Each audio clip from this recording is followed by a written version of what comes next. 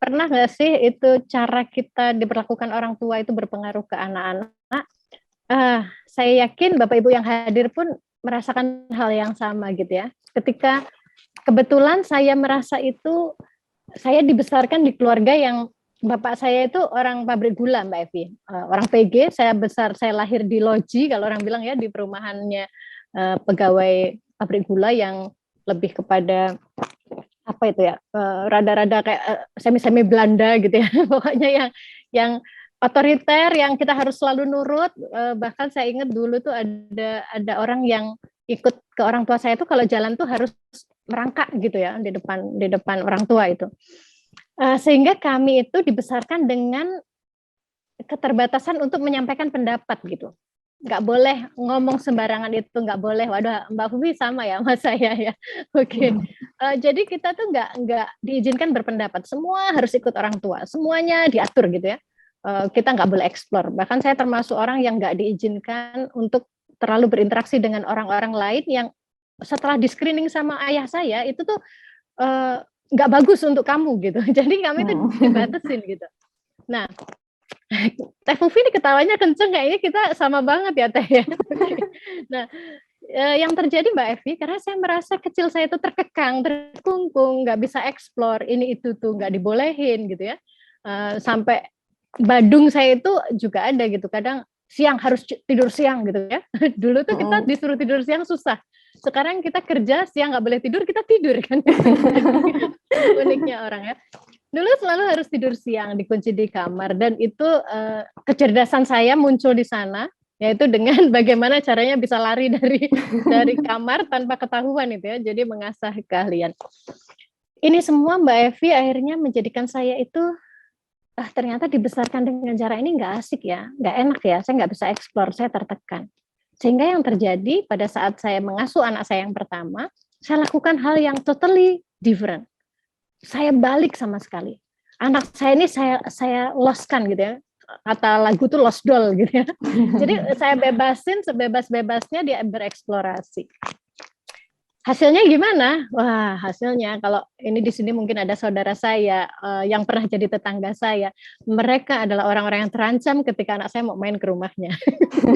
Karena ini anak nggak pernah saya marahin, ini anak saya bebasin eksplor. Jadi saya ingat ayah saya yang keras sama saya, ternyata sama cucu itu kan nggak ini ya, semua kakek nenek kayaknya kalau sama cucu tuh nggak tegaan, sayangnya ekstra gitu. Saya ingat kendaraan ayah saya, Vespa kesayangan ayah saya itu pernah mulai dari knalpot sampai tempat bensinnya itu diisi air sama anak saya. Jadi diisi air dari selang. Itu saking nih anak saya bebasin, lo boleh eksplor apa aja gitu. Jadi itu yang saya ingat Mbak Evi. Jadi saya malah orang yang sebaliknya melakukan pengasuhan karena merasa pengasuhan ayah saya dulu nggak saya nikmati, nggak membuat saya nyaman. Akhirnya anak saya lakukan hal yang sebaliknya. Nah, bisa jadi setiap anak sulung itu adalah malpraktik dari orang tuanya ya, karena orang tua banyak orang tua yang awalnya nggak punya cukup ilmu sehingga pada saat membesarkan anak itu malpraktik seperti yang saya alami dulu gitu Mbak Evi. Oke, kalau menurut Pak Asep bagaimana Pak Asep tanggapannya terkait peristiwa yang dialami Mbak Mayang tadi ya, yang mungkin kecilnya merasa terkekang, akhirnya ketika mempunyai anak pertama membiarkan anak untuk eksplor semaunya dia lah, karepmu opo ae ibaratnya gitu ya kalau bahasa Jawanya itu ya. Gimana Pak Asep tanggapannya? Ya tanggapan saya sih umum ya. Saya rasa sebagian kalau kita melakukan penelitian lebih dalam ada orang yang bisa seperti Bu Mayang ya. Tetapi juga terbanyak sih kayaknya nggak begitu. Terbanyak mereka berada di dalam ambigu aja. Mereka ingin ngelawan, tetapi yang otomatis keluar ya perilaku-perilaku yang dilakukan oleh orang tua. Umumnya sih begitu ya. Jadi karena juga di titik lain juga eksplorasi yang itu kan Bu Mayang yang dilakukan adalah benar-benar adalah antitesis ya, atau berlawanan dari apa yang dilakukan oleh orang tuanya. Jadi katakanlah dari ekstrim kiri ke ekstrim kanan.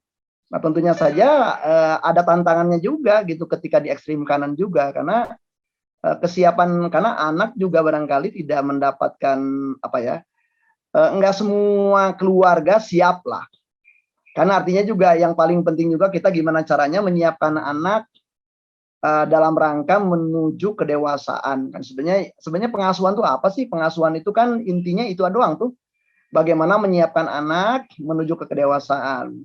Nah, kedewasaan itu berarti dia akan berhadapan dengan di luar keluarga, dia berhadapan dengan masyarakat luas, dan dia akan berkelindan tentunya saja dengan tuntutan-tuntutan ada yang di masyarakat luas.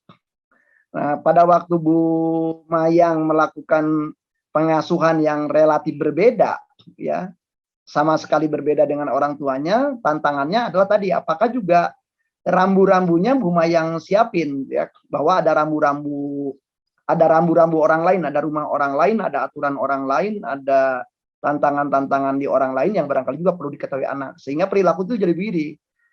Dengan ibu, kamu bebas apapun. Tapi kalau misalnya ke rumah orang lain, mereka akan punya batasan-batasan di tempat ini. Sehingga perlu yang perilaku yang adaptif kalau kita masuk ke rumah orang lain adalah seperti ini.